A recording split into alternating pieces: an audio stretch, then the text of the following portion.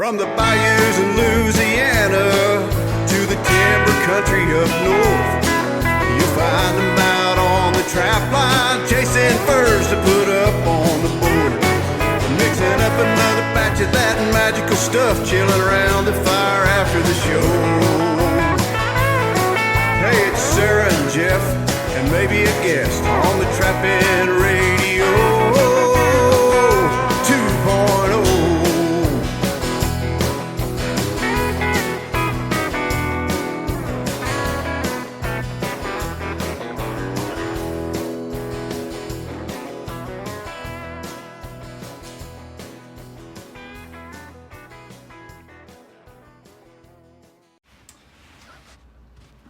Well, hey there, folks. This is Chip Davis, and I'm actually going to sit in as partial guest host tonight with you guys on Trapper Radio, and it has been a minute since I've been here. I've missed you guys. I still listen to most all the shows, and Jeff and I we've been great friends forever and ever, and we're actually sitting in, where are we, Harrisonburg, Virginia right now at the NTA National. I understand the show's going up pretty doggone quick, maybe this evening, maybe tomorrow, but the NTA is going on now. It just started. We just got through with a bunch of business meetings for National Trappers Association, and setup day is tomorrow. Everybody's got a lot of excitement. If you need any trapping supplies, if you're anywhere remotely close to the Virginia area, even 3 or 4 or 5 states away, there'll be folks here from all over the country. We welcome you, and I am so glad to have a chance to sit back in with you. Like I said, I've missed you guys so much, and hosted a lot of these things over the years. And but we got a special show tonight. I'm sitting here with Jeff. He's sitting right here across the way, and we also got another special guest here. We'll introduce just in a second. Jeff, you need to cover any sponsors or anything before we get started? Nope. Nope. Okay. we don't have sponsors. Okay, so it has been a minute now since I've been here. Dunlap lures. Yeah, Dunlap lures. Absolutely. Dunlap lures. She traps and predators. She traps. Yeah, the death dealer, and absolutely. So the good thing with not having sponsors, you're beholden to none. That's right. That's so cool. Well, I will say, since it's kind of in my blood, I will say Jeff and Sarah make some awesome lures. And if you hadn't seen Sarah's product line with all the I don't even know exactly, decorative trapping art, maybe is what I was trying to say. But everything from coasters to signs to koozies to you name it. I mean, just some glass heads. She's really talented with what she does. Her stuff. She is. It looks great, and it's very reasonable priced. You can pick it up this weekend here in Harrisonburg. They'll be at different shows. We just got through talking a minute ago. I know they'll be at FGA in Spencer, Iowa next week, and even Minnesota maybe the week after, I think. Yep. And so anywhere close to you want to get out to one of these shows, one of these conventions. You want to support trapping. You want to watch some of the demos, learn, improve, hone on your skills some. But definitely stop by Jeff's booth and and just kind of take a look. They got so much stuff. We were just talking tomorrow's their setup day. They're estimating about 8 to 10 hours to set up all the product that they're bringing. And that's if she can keep me moving. That's right. So at least it's air conditioned this show. So when you get to some of these, it's hot, and it may take double that. When you move. They were asking me at dinner tonight. Travis and all them, is both them buildings next year air conditioned? I was like, I was only concerned with the one I was in, and the answer would be yes. Yeah, exactly. Yeah. So I'll tell you, all the listeners, and I've probably told you this before over the years, but what usually happens, the general structure for these NTA national conventions, is we have business meetings. Obviously, we've got officers and all that, and we'll have executive council meetings on Mondays typically. Then on Tuesdays and Wednesdays, we'll have the actual full board meetings where the full board is there, and we take care of, through those 3 days, we take care of all the business for NTA at convention. And then, we meet other times throughout the year and various committees and various different things, and we'll take care of business. But this is the big one. This is the big show, and these couple of days right now are when most of the business is getting taken care of. And one order of business that we're taking care of is our current president. Many of you know Mr. John Daniels. He has served us for 6 years now.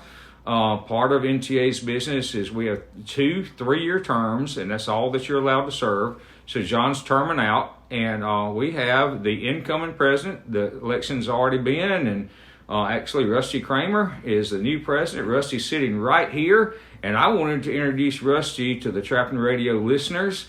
I feel like I know all you listeners personally because I've hosted so many shows for so long, and Rusty's a great friend of mine. Rusty and I work together good. So Rusty, meet Trapping Radio. Here they are.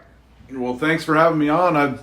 I've talked to Jeff about being on here a couple times, just never got around to it. So he's right here in the same motel as us, and so thought what better time to do it than right here at the convention. So yeah, thanks for having me on. Yeah, well, welcome aboard, Rusty. Tell them a little bit about you, where you're from, and maybe a little about your background, and then we'll get into some of your trapping, and maybe we might even get into some of the visions that you have for NTA and some of the other organizations out there.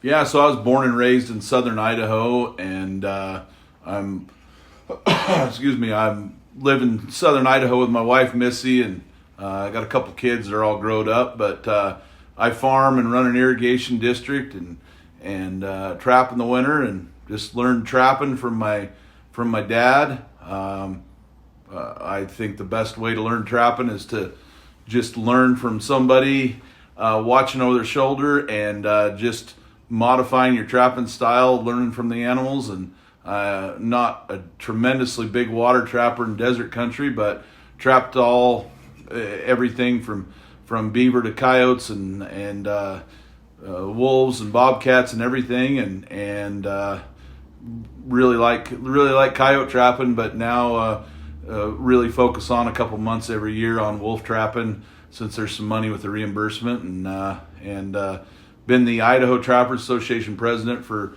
11 years or so, and just kind of getting into this NTA leadership the last few years, and yep, just going to get sworn in here in a couple days as the NTA president. Awesome. Well, I've worked with you on a number of different things over the last several years, from NTF to different committees that we both happen to serve on, and I can tell you firsthand, Rusty's a level-headed guy. He's a solid thinker. He's a forward thinker. Back in the day, we've talked about that a lot on this program. Critical thinking. Rusty is cool under pressure, and Rusty, we're glad that you're aboard. Maybe just kind of, in your eyes, Rusty, kind of explain MTA and to somebody that maybe we have a lot of new listeners in and out every week and all that, and maybe just kind of give an overview. Maybe for some of us old guys, we've kind of been around this thing for a while and have an understanding, but for some of the new ones, they may not even realize even what NTA is and what National Trappers Association does. Yeah, the National Trappers Association, if you want to sum it up in a sentence, it's just to protect and promote trapping and educate on trapping across the entire United States. And so I just said that in the meetings today in my report. Want to remind folks that we don't want to be Big Brother and come in on a state that doesn't want us there. We let the state associations do their thing, but we are ready to swoop in at a moment's notice, whether they're just needing guidance, needing our lawyer, or needing full-fledged help, or intervene in a lawsuit, or wherever it may be, and we're here to protect trapping all across the nation, and just really getting into it. And it's just a really interesting and rewarding position. Yeah, and there's so many different sides. So we heard our report from our legal counsel today, and I'm probably going to screw this up because I'm not at my notebook, and I don't even know where it's at this point in time. It's not in that one; it's in my other one. But I think right now we have 4 ongoing lawsuits, and they are in New Mexico. One's in Idaho, or is it 2 in Idaho? No, one in Idaho, one in Montana, And one in Oregon. Is there another? No, we've provided some just some legal counsel and guidance, like in the Michigan coyote case, and provided some legal guidance on some other ones. But those are our main ones. And you said New Mexico, didn't you? Yeah. And not to go into the details on those, and we do know the details and we know what's happening. A lot of times we're a little bit limited because, believe it or not, antis are always looking. They'll even listen to programs like this to try to find little clues. And so, if you're a football team, you can't accidentally leave your playbook on the opponent's bench, And so that's the reason we it's not a secret amongst trappers, but we got to be guarded and careful of what we say and disclose. But there's no secret that we're actively fighting for the trappers, and we're actively fighting against the antis, and it's no secret that these cases are happening in these states. There was a statewide ban of trapping, and I think I can get away with saying this, in New Mexico, that very much could be challenged, and we feel very good about that case. Oregon, with a almost middle of the night 1 vote difference vote, the state of Oregon voted to ban all public land beaver trapping for no real apparent biological reason, no research involved in different things, and I may have even gone over the line there. Idaho, you may want to explain just the generalities of Idaho. A lot of the stuff with both Idaho and Montana are just really deeply involved with the ESA, Endangered Species Act, where since grizzlies are on the endangered species list, even though no one's ever caught a grizzly in a wolf trap, they have said that since the potential is there, that they have shut down wolf trapping, and it was over half of the state, and so it's just pretty frustrating when the ESA gets used against you. But it was with NTA's Idaho Trappers Association is interveners in the lawsuit, along with National Trappers Association, using NTA's lawyer, and so just intervening in that lawsuit and joining forces with the state. And we never want to put all of our eggs in the agency's basket and want to control our own destiny. And I keep saying, what the heck's a trapping association for if we're not here to fight when there's attacks on trapping? So yeah, absolutely. And so many of you know I happen to hail from Mississippi, and we're not as targeted as other more, I don't know what the right word is, in the spotlight trapping states, like a Michigan, where Jeff and Sarah are from, like a Minnesota or Idaho or Oregon. I mean, it's the heritage of trapping, I think, is much deeper and deeper rooted in the northern states than it is in the South. But hey, there's some of us in the South that are just as passionate about this thing as there are others. So my point is this: if you live in a state like my home state, or any southern state, or even some of the Midwestern states that don't really have a lot of pressure, you better get ready now while you don't have pressure. You need to build your alliances, and that's what these organizations, both NTA, also FTA, that's what they're here for, is to protect, promote, and preserve trapping. And that's literally what our mission is. Rusty, I'm glad you're on the team. We work super, super well together. And like I said before, what I admire so much in you think on your feet, and, you're pretty smooth with your words, and you've got a good, solid head on your shoulders. And so maybe kind of let us know what those of us that are NTA members, and those of us that are around NTA a lot, or kind of understand it, or just us trappers that probably need to be, kind of explain your vision for the next few years. Yeah, well, I appreciate the compliments there, Chip. You probably spoke too highly of me there, but I didn't say you were pretty now. well, when I ran for general organizer, this is my second term as general organizer right now. When I ran my campaign letter the first time, I got a lot of flack for one sentence that I said, and actually a lot more flack than I ever thought. But I still stick by that. It was whenever it was, it was 2001 or whenever it was. I just said we can't continue to do things the same way we did in 1981 or 40 years ago, or however I said it. Man, I had a couple people just read me the riot act on that one sentence, but I still stick with that. I'm a fur guy, put fur up, and my dad, I grew up like that. Don't waste anything, and put up any kind of fur you can. But we have got to be flexible, and we've got to be completely adapting to 2025 here. And a lot of the nation isn't the same as it was, back in the 80s when coon were $30, and we have got to be able to adapt and change. And so I've really looked at a lot of stuff on how to pull in some of the wildlife control operators that aren't part of NTA. They're still trappers too.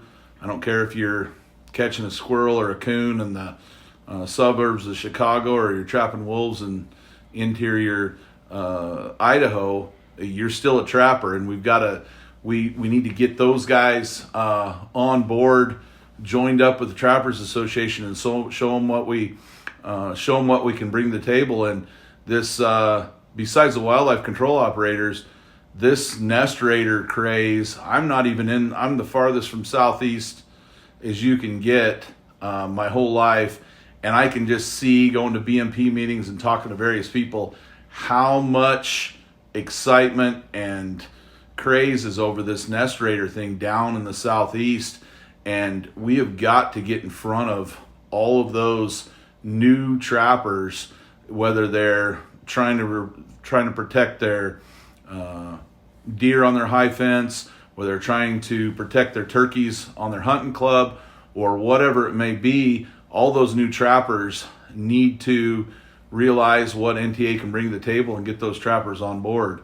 It's not maybe as sexy as when fur prices and coon and fox were great prices, but we've got to adapt, or we're going to be dead, and our kids and grandkids aren't going to be able to trap anymore. And so that's one big push that I want to bring to the table and try and bring those guys in. We're talking 150 to 200,000 trappers in the United States, and we're talking under 10,000 NTA members. And I've heard it all my life in Idaho. I've really pushed membership in a small state like Idaho, but I still hear it's not quite in the family's budget. Well, they've got a case of beer and handful of scratch tickets under their arm, and here we really, really fight and fight for your rights. I just encourage everybody to sign up and support, and we'll do everything we can to protect trapping, and we're here to work for you. And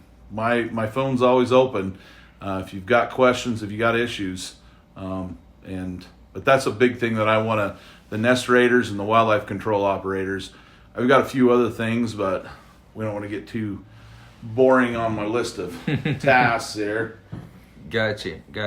Jeff, you have any questions? No, I'm just enjoying listening. Still running from the road. I'm still driving over that mountain freaking out. Yep. That's a long, windy road across those Blue Ridge Mountains for sure to get in here. Pretty country when you get across them, but yeah. So you lure vendors spend a tremendous amount of time on the road. I don't think people realize how much gas station coffee and miles steering wheel time you guys have. That's actually where I was going next, and to weave kind of both what we've been talking about into and what's about to happen, after the next 4 or 5 days, I guess now. So I think I mentioned earlier in the show, tomorrow's setup day for the vendors. But what I wanted to talk about, and Rusty, I'll let you kind of touch on this too. We talked about a bunch about the boring business. That's super important because that's what's literally protecting our rights to trap, and we're intervening in lawsuits. We're bringing lawsuits. We're defending lawsuits. We're doing all this stuff. We're all these educational programs, scholarship things. Just there's so many things. Not to mention the fundraising and all the stuff, because it takes money to do this, and we desperately need members. We need all the help we can get. But at the end of the day, one of the other things that we do is put on these trade shows. Typically we have, correct me if I'm wrong, Rusty, is it 5? No, it's 4. It's 3 regionals, or is it 4 regionals? Nope, it's just 3. Three regionals. You got northeast, southeast, and western regionals. Yeah. And then we have the national show. That is now. There's other FTA puts on a bunch of shows. There's other state trapping associations that put shows on. But as far as on a national level, it pretty much boils down to NTA and FTA. And look, there's no animosity anymore. I understand there's been long histories in the past. Hey guys, we got to band together. If you trap, you need to be members of both. You need to support both. And the other thing that you really need to do is support your trapping dealers. This is, but it's not a plug for Jeff, because there'll be a lot of other people, and Jeff will be competing for business against other people. Just take time, meet the dealers, smell the lures. You'll find where the quality is, and you'll find where the quality is not. These are absolute professional people that travel a long way. Rusty, I wanted you to comment on the show portion itself, especially the Nationals. That's kind of the ultimate show every year. When I owned my trapping supply business, I owned Expand-A-Pan, for the people that don't know. F&T, great folks over at F&T. They carry that full product line. They own that product line now. Fully support the guys at F&T. Always were great to do business with when I was wholesaling to them and even retailing to the public. They were huge supporters, and I am so glad that my quote-unquote pet baby that I created, Expand-A-Pan's, in such great hands with F&T now. So, but that's just a personal thing, but so many opportunities for the trapper, so many opportunities to learn. So explain a little bit about that, Rusty, what happens at what most people consider convention that, don't necessarily come to the board meetings or whatever, but are there for the national convention. Yeah, no, thanks, Chip. And I'll give a plug to Dunlap on, he's taking time. He could be sitting down right now and resting after his long drive, and here he came over the room and promoting, letting us jump on here. So very quality lures, and he's been in business a long time. I tell people that you guys need to come down here and support the guys that are supporting NTA. These guys travel a long ways. You can save on shipping. Come on down and support the people that are supporting the conventions. But if you haven't been to one of these conventions before, it's actually kind of overwhelming when you first get there, because anything, like my mother-in-law, it's flying out just because she wants to go look at the stuff. She's not a trapper or anything. I mean, when you get to the tailgaters, there's everything from antiques to collector traps to snowshoes to I don't know if anybody's going to hear this before they started, but it's a funny story. Last year I was only at an NTA convention.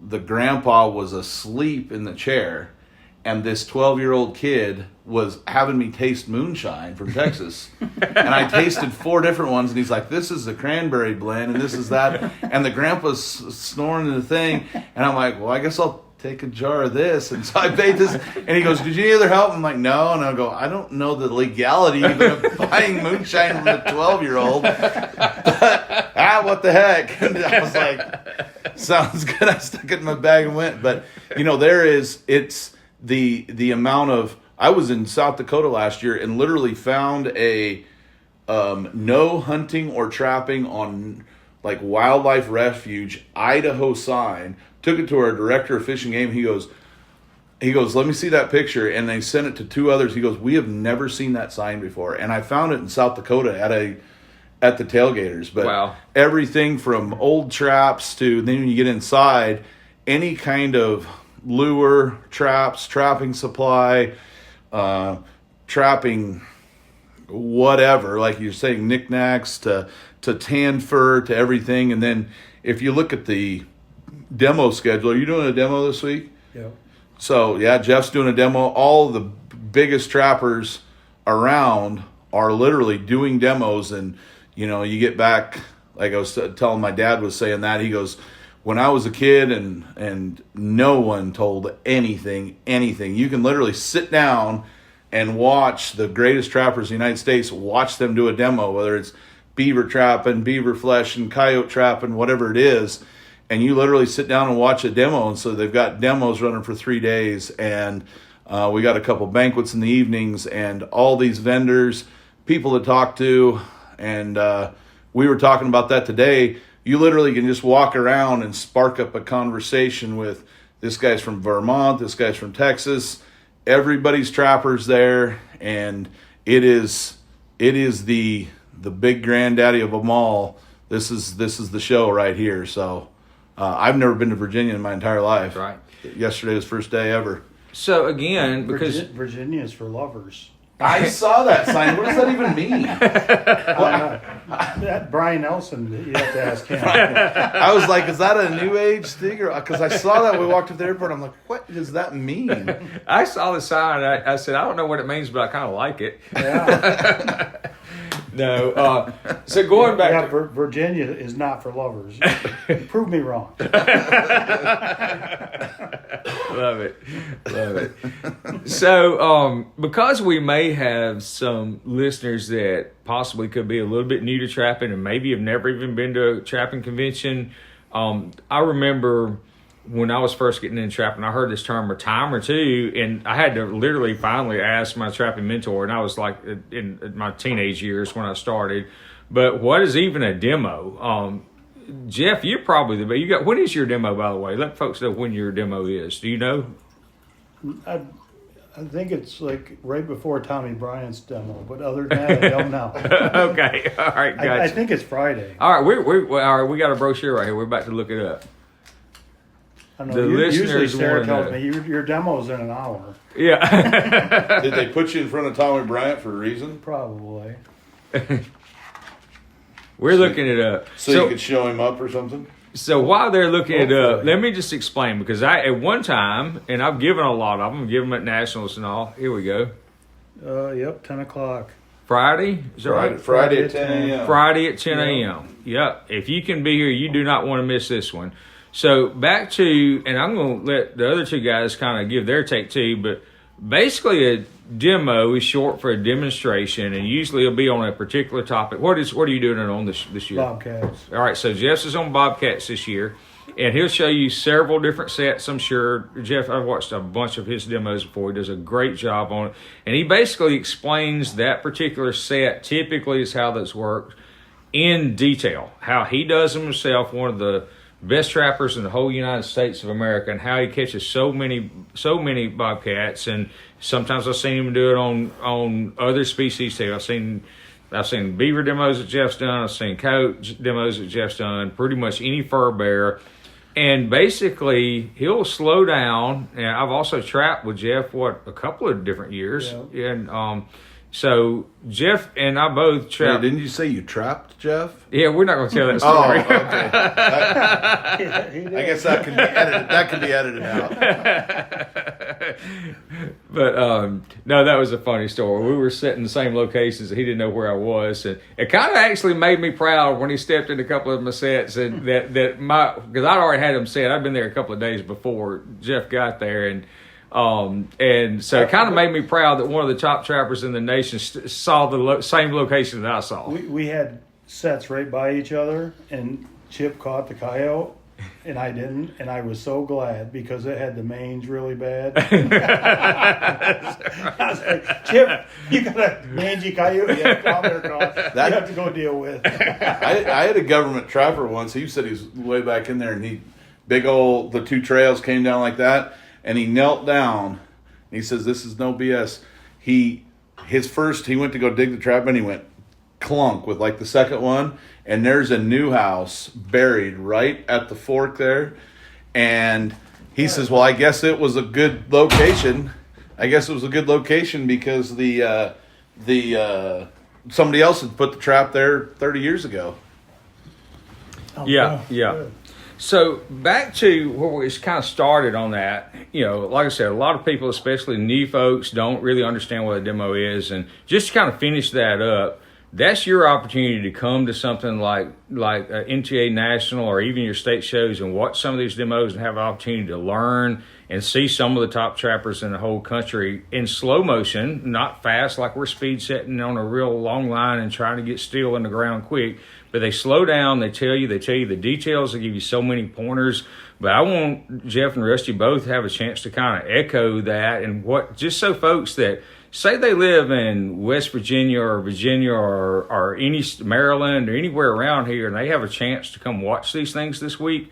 So kind of explain that in a little bit more detail to somebody. I know a lot of us old trappers know exactly what they are, but guys, kind of be patient just for a second because we got some kiddos here that may have, the wherewithal to get here and want to come learn. So kind of take what I said and expound on that. And I'd like to hear both of y'all's answers on that. Well, it's like Rusty was talking about earlier where, you got guys that have hunting property and they're trying to catch coyotes and they really, they struggle because they really don't understand the movement of the coyotes or how to do the traps.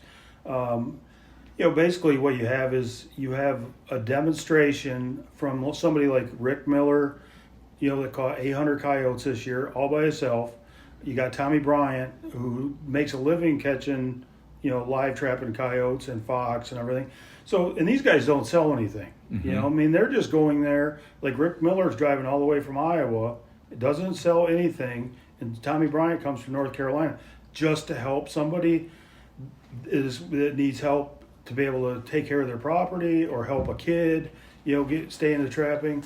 And, when I'm coming here, I'm coming to sell stuff, but, I want to help people, but, them guys aren't selling anything, and so, they could really benefit a lot of people and they're not holding nothing back. It's like when my dad started trapping, nobody told anybody anything, but when I got back into the lure business years ago, my dad told me, he says, if you're not going to tell trapping wise everything that where I didn't do that, then don't even do it. So and I took that advice to heart where if there's anything about trapping, like if I learned something on a game camera, if I learned something, a track, how they're moving, I tell every single thing I know, and it's going to be the same way with Rick Miller. It's going to be the same way with Tommy Bryant.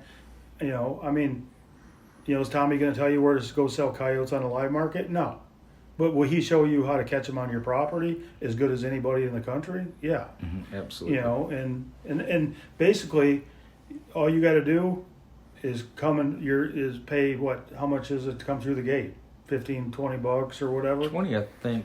Well, if you want to go with out on the line with them and learn, you're talking $500-600 every 2 days. Exactly. So for the price of admission, which is nothing, because you can go all day long and look at all of the different displays and talk to trappers and pick up hints about stuff. But so the price of admissions, let's say for $30 for the weekend, or you have to pay $600 and you can pick up the same thing. It's not right. And you're going to have another guy where you get to go out on the line. Matt Jones is legendary in the trapping world, and he's going to be here, and him and Brian are going to go out and you can go on a line with Matt Jones. There's not too many people who can say they got to go out with Matt Jones and listen to him rag on Brian for an hour. So, yeah. For the price of admission, that's pretty damn cheap. Absolutely. Kind of expound on that a little bit, Rusty. I think the biggest thing, I still, I've trapped all my life, and what I think is the neatest thing. A lot of people ask me, well, how do you trap a coyote or wolf or whatever? And it's not, it's not 2 + 2 is 4. It is a constant learning all the time. And I still watch demos now and pick up tips. Like my style is learned from my father and then ebbed and flowed and evolved over the years, and little bits and pieces I've learned, stolen, whatever you want to call them, from many other trappers, little pieces and bits. And what's cool about this is you can have somebody that's trapped their whole life and watch somebody's demo and they're like, ooh, I picked up this and this. This is pretty cool. Or the brand new trapper that you won't be made, they won't make you feel dumb if you're like, ask a very, elementary question there. That's what they're there doing a demonstration, asking either the very just beginner questions or the very advanced. So if you're just getting into trapping, I highly encourage you to come down here and you can learn a tremendous amount from the greatest there is. Like Jeff said, there's never going to be this much of a collection. You could go pay $2,000 and go with somebody on Trapline, but you are getting the entire collection, all these guys at different demonstrations for 3 straight days. Yeah, absolutely. So, we've talked about the trade show part of it. We talked about a little bit of the business side of NTA and what we do. We've talked about a little bit about the demos, but we still hadn't scratched the surface of what's available at one of these things. Probably one of the most popular attractions, I guess you would say, at these is something that some friends of ours from Illinois started a number of years ago. We call the Kids Cave, because the recruitment, guys, you understand, trapping is, we don't have the recruitment like maybe fishing or maybe hunting does, and we've got to do a really, really good job of this. So I'm going to bounce this one to Rusty, because he's probably got more experience than any of us does on this. Just because that Kids Cave has been such a successful thing, tell them a little bit about what's going on there. If you got youngsters, and I think it's anything from in the mid-teens all the way down to toddler age going on. So explain that Kids Cave a little bit. If you got youngsters, you want to hear this and you want to make sure you check that out if you come up this weekend. There is a tremendous, you're talking thousands and thousands of dollars already donated in this. And it's a Kids Cave. It's everything from, them learning about different tracks to, shooting a BB gun to all these different activities that are literally tailored for, like Chip said, everything. I've volunteered in there every year. You've got kids that are in there 3 years old. Everything's completely free in there. And they're giving a pile of stuff away. But literally kids go play in there for, go through there for an hour, and just a tremendous amount of fun in there. They're coloring stuff. They're dressing up like a mountain man. They're shooting a BB gun. They're doing all these. They're making snares, making weasel boxes, learning how to set a trap. All these different cool things that, like Chip said, getting them involved. And so definitely bring your kids down to this convention, because this is a family friendly. We also have little kids trap setting contests where they can win a plaque, but this is a kids friendly event, and that's how we get them started. All these kids are in playing video games and on their phones, and here's a way to get them involved in an outdoor activity. They've only been doing it about 4 or 5 years, and it's just exploded, and it is completely packed with kids for the entire time.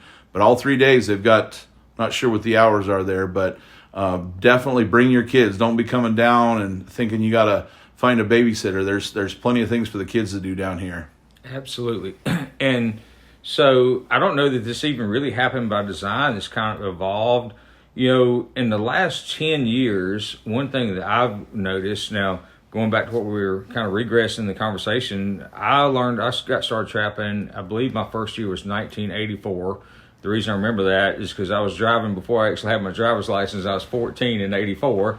And I grew up in the days where nobody told you anything. There's a guy we farmed, my family farmed, and we had the local trapper guy. I've told this story on Trapper Radio before. The local trapper guy asked permission to trap our place, and I didn't know another trapper. But somehow or another, that man, he was probably less than my age at the time, and I thought he was an old man then. So grew to be one of my mentors and one of my very best influences I've ever had in my life. But he taught me, and he told me a lot, like in the day, I'm sure, growing up, that Jeff's dad taught him. Jeff and I are real close to the same age. And back in those days, you just did not tell anybody anything. But fur prices were so much higher and all that. But I'm going to get back on point here. over the last 2 or 3 years, I've noticed a trend. Jeff, I think that you would probably agree with this. I think all of us would. I notice a lot more females getting involved in the sport of trapping, and that's kind of where I wanted to segue into another little arena that we have at this NTA convention. Is we have a whole arena just for ladies, and I know that they do. I don't spend a lot of time in there. Dunlap accuses me of spending more time in there maybe than I should, but at any rate, I know they do some really, really cool lady stuff in there. They have sewing projects going on where they'll literally teach you how to take that finished raw fur and actually make garments out of it, different things. I know, Jeff, you're working the booth. Rusty, you're walking around. Maybe or either one of you guys comment on that, but that's the cool thing is we're offering something to everybody in the family. But comments for when I was really involved in Trapping Radio, I know we used to have quite a few ladies that listen as well. So y'all comment on what do we call it? She Side, I think, is that still, or is that just the article? But the ladies section I know there's a lot of different things there. Well, first of all, I wanted to back up. 84, Jeff and me weren't even alive when he was talking about trapping. Jeff and me weren't even alive then. No, definitely not. But back to the She Side, it's, we dedicate several pages to the National Trappers, and it's been this big influx of ladies getting into trapping. There's been several that have made it very popular, and if you've watched any of Jeff's content, you see Sarah is always right there in the buggy next to him, checking traps and pulling bobcats, setting snares, and all that good stuff. And so, I think the big push on this introducing ladies to trapping and some of the pink wear and a lot of the stuff that you guys have at your booth really caters. My wife literally went over to Jeff's table and got a purple sifter because she was getting into trapping, and when she saw that, she has a purple sifter deal that we got from Jeff's table last year at the convention. But Jeff, I don't know, what do you got to say on the? I've never really. Sarah was involved one year. They had her do a demo at the She Side, but she's been more involved with like the Wisconsin women group, which the thing I've seen from that is when the women's do that stuff, how tight they are together, where the guys aren't as tight. I don't know why that is, but it's like they camp together in Wisconsin. It's and like up to Escanaba because it's close to Wisconsin. The women come to the thing and they're hugging Sarah and she's an instructor up there and.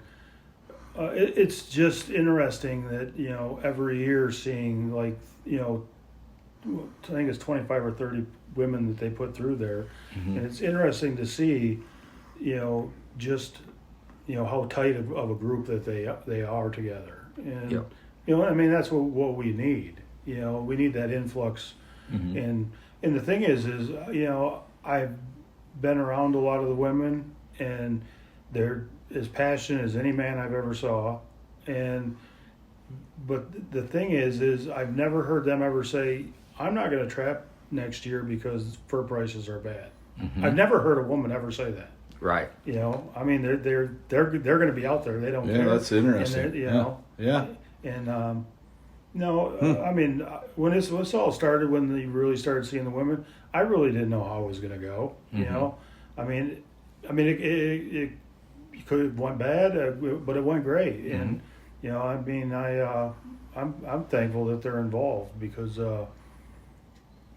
I just see like I say, how many women show up and gravitate around Sarah that if it wasn't for like Sky and different ones in the Wisconsin group, that a lot of them women wouldn't be involved. Right. And, right.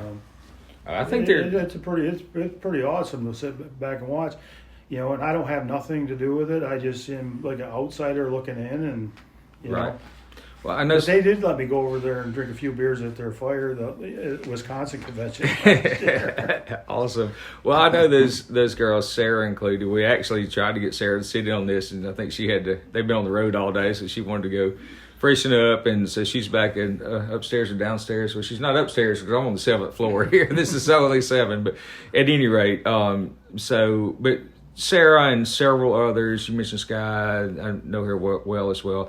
They were literally, I think, true pioneers. I think they'll be looked back on as being true pioneers of getting the ladies inside the trapping and involved. And I think I speak for all the NTA that we're happy to facilitate some of that when we can have these programs at National Convention. They're strictly kind of catered toward that and toward, their wants and needs and what their interests are. And so I'm super proud that we're doing that. So, I think a lot of times, you get where some guys don't want the women, shouldn't be doing their own thing. But the thing is in a lot of times in life, the women deal with other women better because they're not getting necessarily hit on by the guys. Mm-hmm. And they, you have a lot of women that worry about that, and husbands feel insecure about their, but when they up to Wisconsin, there's no guys allowed. Yep. So, the people would feel more secure on something like that.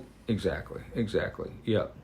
So and then the next year there'll be Chip all decked out in his miniskirt. Well, I thought it was funny when you're talking about infiltrating the group. When you were talking about Hi, ladies, I'm here. I thought it was funny when you were talking about drinking beer over there, and then somebody drinks his low carb beer, and so he kind of already drinks the chick beer. So Chip does. Yeah, Chippelobe. Yeah, that's right. Chippelobe. Hey, I dropped 75 pounds on the Chippelobe. So, oh man. Well, we're not even come close to covering even half of what's we talked about. Nobody's even going to believe that Chip's really doing the interview. They haven't heard.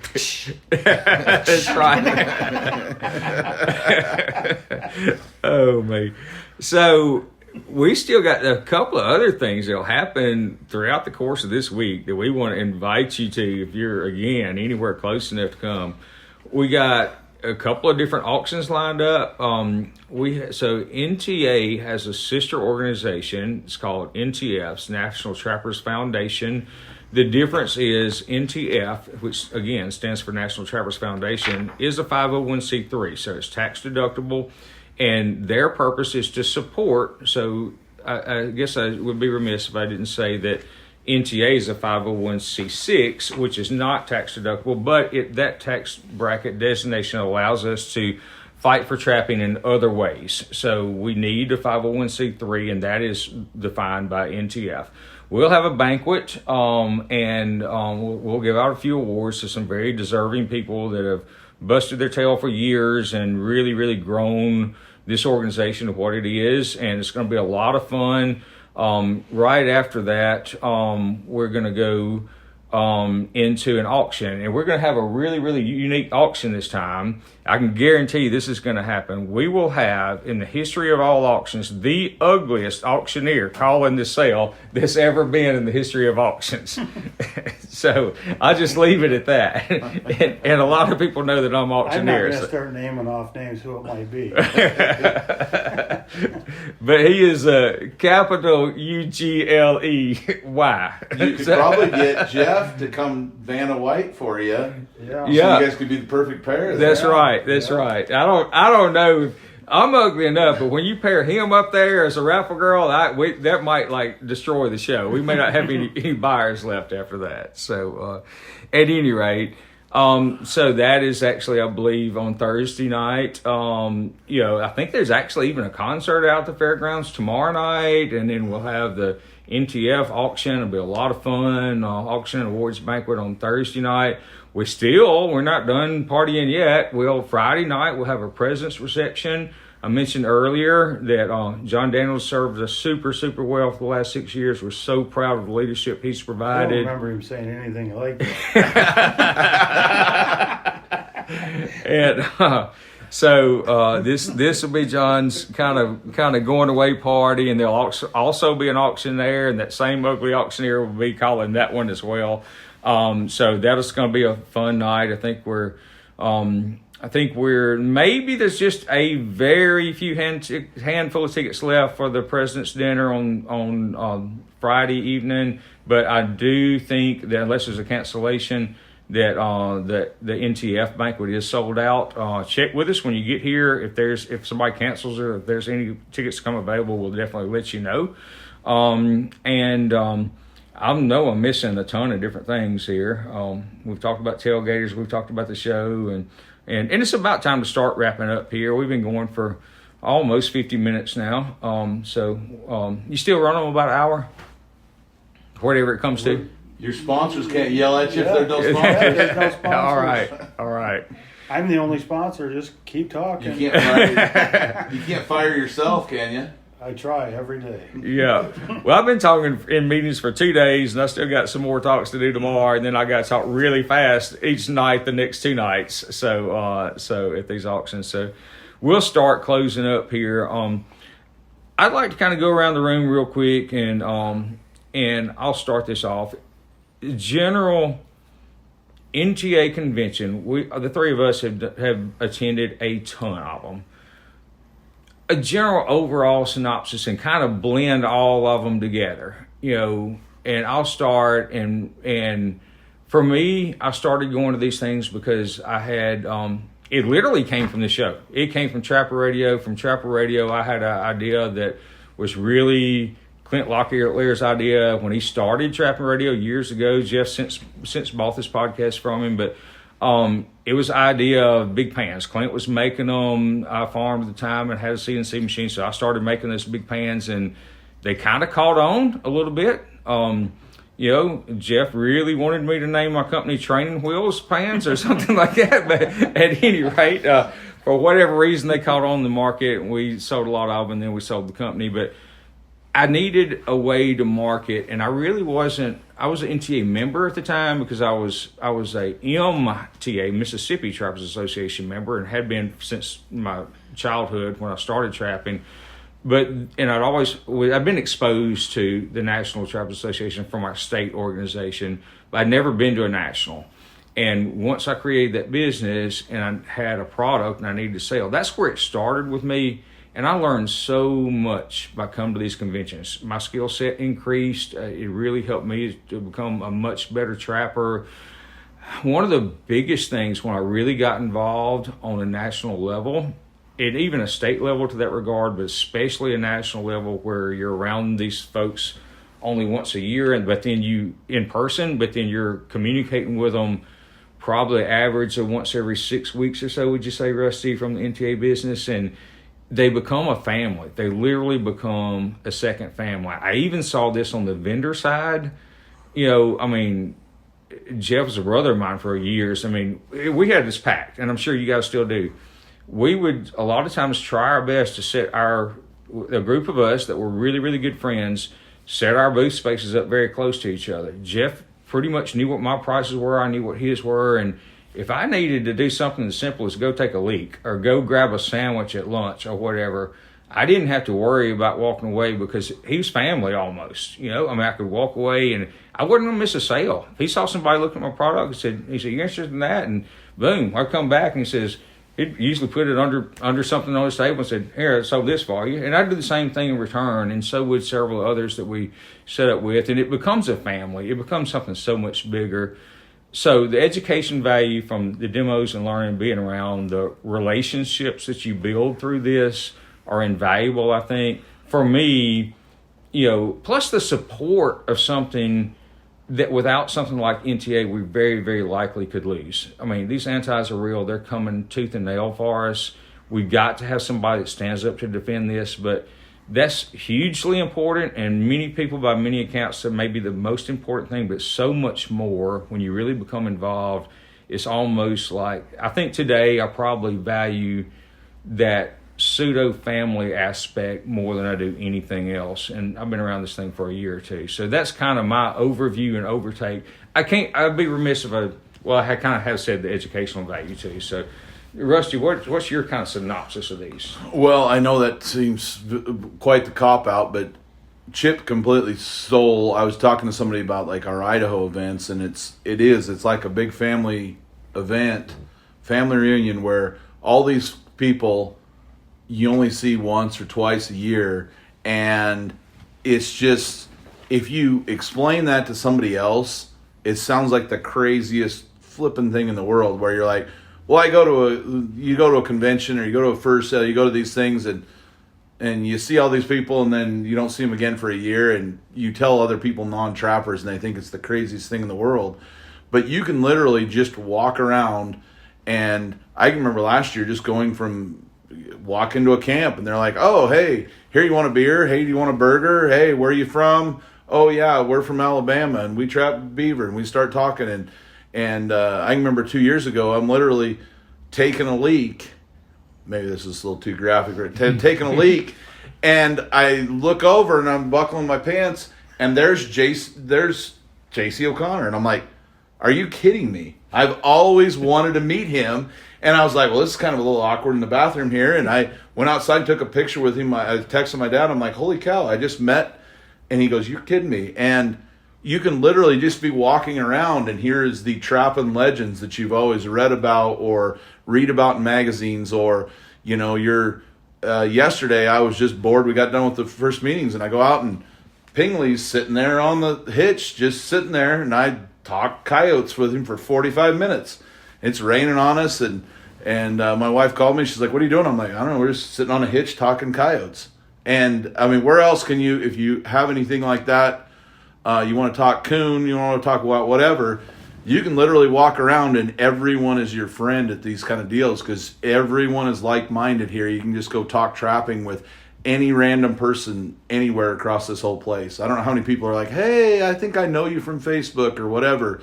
It's just kind of a weird, I shouldn't call it weird, just a very unique, extended family deal where we only see each other a couple times a year, and it's hard to explain for the non-trapping community, but it's just a really, really cool. I still think they could do like a documentary on everybody getting together and just hanging out and having some beers and BSing and talking strategy, and it's just kind of very, very cool whole deal.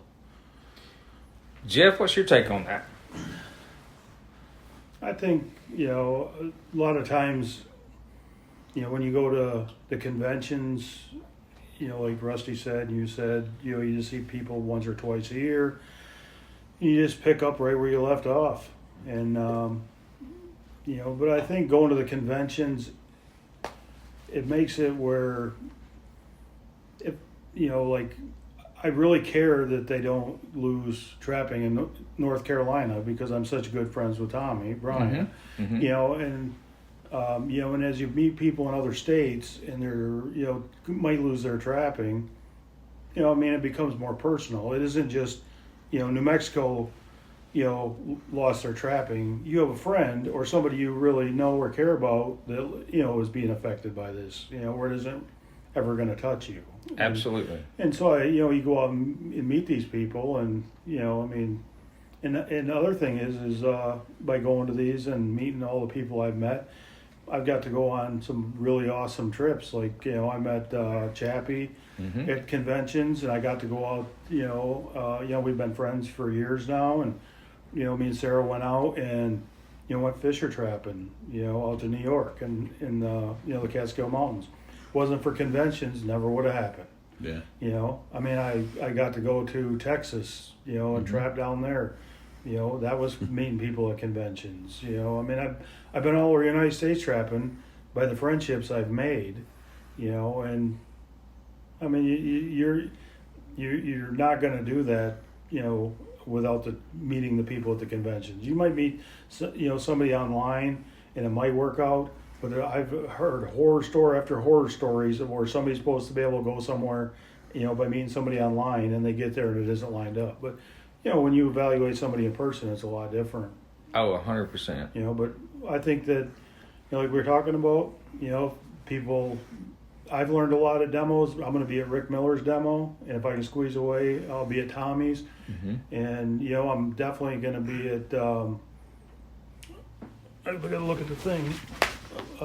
Leon's, Leon Smith's demo, and there's demos I'm not going to miss, because I feel that them guys got a lot to offer, and are better trappers than me on a lot of species. So if I can pick up one little thing, so, you know, I'm going to be there. That's a cool thing where you're talking about the different states, because it was, my wife asked me, we were down at the Western, down there in Elko, a little small convention, but she's like, how's it going? I'm like, I just started BSing with a guy. I've got plans set up. I'm going to Battle Mountain. I've never trapped a kit fox.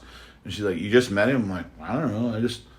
We're just past each other in the hall. I don't know. And he's saying I can just bunk up in his house and stay there and come down and catch kit fox for to stay down there for a week. And like, doesn't that sound a little weird? And I'm like, well, I guess if you say it like that, but no, not really. I talked to him for 10 minutes and sounds like we BS for a while, and I'm going to go down. Yeah, I'm going to go down there and trap a couple kit fox. It ain't that weird. He said he had a double bed. Yeah. If he'd had a single, then it'd be weird. That's right.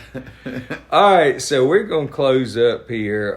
Before we do, parting words of wisdom. I'm going to start with Jeff this time. Wisdom on what? Well, since we've been pretty much dedicated this whole show to, number one, introducing Rusty, and obviously at some point John will hear this, and we started off by thanking him, but we really spent most of the show on NTA conventions. So any parting words or encouragement to our listeners? I think that we have really good leadership now in the NTA. You know, I'm a member of the NTA because of John Daniels. If it wasn't for John Daniels becoming president, I wouldn't be a member of the NTA if it would continue going down. But I think, you know, and Rusty's going to do a good job, and I think that, you know, people should get behind it and support it, because if they don't, then it isn't going to be the association that they really want it to be. Mm-hmm. You know, and a lot of the associations, you know, I mean, like any family, there's infighting and stuff, but, you know, you get past that, and like now, like the Michigan Trappers and UP Trappers, if you join them, they automatically buy a membership, or however it works. I don't really know how it works, but if you join like the Michigan Trappers, you know, you become a member of the NTA. Mm-hmm. So, I mean, I think that you know, everybody ought to join their state associations and their, you know, and then the NTA. Mm-hmm. And if they don't have the membership, if they don't have the numbers to walk in someplace and say we have this amount of people behind us, then we're going to fall flat. Right. You know, and we need more than 10,000 people. Absolutely. You know, and I think a lot of it has to do with, you know, being more active on social media and stuff like that, because the thing is we're never going to get the kids to put the phones down. Everybody says put the phone down. They're not going to put the phone down. You have to reach them and get them interested on their phones to go do, you know, be involved in trapping in the outdoors. So. Very, very well said. Rusty, your parting shots. Yeah, you know, and it's funny, Jeff just talked about that, because our last committee meeting, I left those guys to leave to another meeting and said, I want to create a new committee, and we've got to embrace. We can't just be stuck in, hey, this is the way it was. We've got to be looking forward. We've got to be involved with, you know, YouTube and social media and TikTok and all those things. And I know some people listening to this probably are rolling their eyes, but that is the future, how to get in front of people. And you can get in front of so many people literally for free, just somebody getting on there. And we have got to look forward and try and be thinking on, you know, where's trapping going to be in 2030, 2040, 2050. And if we are still stuck in 1985, we can sit around the bonfire and have a cocktail and talk about coon prices in 85, but it's not going to do us any good in 2025 and 2030. We have got to be, I hate the word progressive, but we've got to be forward thinking and trying to work with new partners and trying to look at new avenues, how to reach members and get in front of people. And if it's uncomfortable for some people, you know, we just haven't done it that way before, well, I guess they're gonna just have to see how we're going here for the next 3 years, because I'm looking to flip a couple tables and try some new things and let's see if we can get this thing really going. And I like the momentum we've got with John. He's mentored me a lot, and let's see where we can go for the next my next term and hopefully my next 2 terms. It's like you said, it can't be like 1981 anymore. That just doesn't work. I mean, our opposition isn't stuck in 1981. You're dang right they aren't. So dang right they're not. And the thing is people worry so much. Trappers, not all trappers, but the thing is they're worried about you're going to insult somebody and then they're going to vote against you. If they're that easy to flip, they ain't never going to be on our side anyways. I mean, if they're that wishy-washy. And the thing is most of us that are outdoor oriented don't go and oppose anybody on anything. I mean, I don't care if what people go do in their lives. I'm not going out to protest them. I'm not doing any of it. But the other side does that because basically they got it too easy in life. If they had to go out and try and get food on their table, they wouldn't have time to protest. But the thing is we have to get more on the social media, and because like on my videos, let's say there's 30 people on there complaining and yelling and screaming. The thing is that you don't look at that there was 1,500 likes on that, and there was only 30 crybaby faces. So the thing is you just can't worry about every person you're going to. And some of them are brand new people just learning trapping too. Yeah, they don't even know. I mean, some people don't even think trapping even goes on anymore. Yeah, And something both of you guys said, referencing the past to where we are now, because I think we all learned at some segment of the 80s. But when I learned, and I'm talking about learn to trap, when it was first exposure and we weren't born until mid-80s. Okay, yeah, whatever. Late 80s. Yeah. But it's funny how he keeps trying to run us down the same. Well, I'm still going to reference 84 because that's my start date. In 1984. Now I think the truth is starting to come out. We didn't have cell phones. We barely had color televisions. Nobody could spell computer because it wasn't a word. There was no such thing as Google. Never heard of YouTube. Certainly no TikToks, no Instagrams, no Facebooks. I mean, it was bare, and how that seems like yesterday. In my mind, I can close my eyes and I can see that beaver, the first catch I ever made, that Mr. James Tribble taught me how to set a snare. It was my very first catch. And I can see him swimming around in a circle when I walked up on him before school on a Thursday morning in 1984. I can see it in my brain's eye. And it feels like it was 7 days ago. Yeah. But it's been 45 years, close to it, maybe more. I don't know. It's been a long time. And so whatever 2025 minus 1984 is how many years it's been. You can't recreate that. You can't recreate that. And so things change, and we've got to adapt with the changes. And that, I just had to squeeze a quick story in because things are changing at lightning speed. Sometimes we get lulled into not seeing the speed that's changing, but it's changing so fast. Now we're looking at AI. What's it going to be like in another 5, 10, 15 years? It's like with, not upsetting, certain people or trapping other trappers. Everybody has their own line in the sand. Some people think that you should show nothing online. Mm-hmm. Some think that you shouldn't talk about trapping online. Some think you should only show skinned fur online. Some think you should do a dispatch online. So everybody has their own line in the sand that they've drawn. I have mine. You have yours. Mm-hmm. But you just got to move ahead on something. Even if you make a few mistakes, it's not going to destroy, trapping. I mean, they could go out and lie. They lie all the time about stuff. They could go out and trap stuff themselves and torture. They have no problem killing animals. They kill millions of animals a year. So I mean, they would have no problem faking everything. So Right. We just have to move ahead and let's show people, that. They want to be out involved in the outdoors, that this is, a real lifestyle and that they can go do it. And there's lots of help that they can get to do it in a good way. So I just saw an ad when I was just leaving my house last week because we're Idaho Trappers Association. We work closely with the Cattlemen Association, and there was a full-page ad. I think it was vaccine or I don't know what it was, but the title of it said in quotes, "We've always done it before," quote unquote, the death of any small business. and they were talking about a small ranch or something. But it really resonates. I was sitting there looking at that, and I'm like, okay, we can say that we've always done this before. This is how we've done things. You know, we've got to be adaptive now. We've got to be, you know, going with the times, and we've got to be changing, and we've got to be, you know, revolving, and we've got to be completely, you know, not stuck in our ways, and that's not easy to say, and that's not forgetting our past. That's not forgetting the people that brought us here, but.